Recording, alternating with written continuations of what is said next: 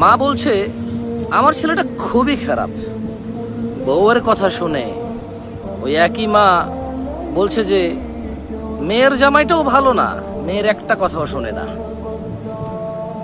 বোন বাপের বাড়ি এসে বলল যে ভাইটা আগের মতো নেই, খারাপ হয়ে গেছে, তত্ত্ব তালাশ করে না, দাওয়াত দেয় না, খোঁজ খবর নেয় না, ঈদ চাঁদ কোরবানি যায় জামা কাপড় দেয় না, একটু দাওয়াতও করে না, একটু বিপদে পড়লে হেল্প করে না।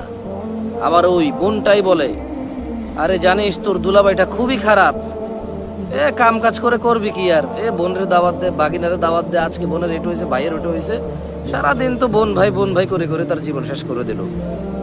ভালো পড়েনি জামাইটা, মানে ভালো পড়েনি। অবাক অবাক করা চরিত্র না? মা তার ছেলের জন্য যে চরিত্রকে অপছন্দ করে, ঘৃণা করে, বদদোয়া করে, কিন্তু মা তার মেয়ের জামাইয়ের জন্য এমন চরিত্রের আকাঙ্ক্ষা করে এবং কামনা করে, দোয়া করে।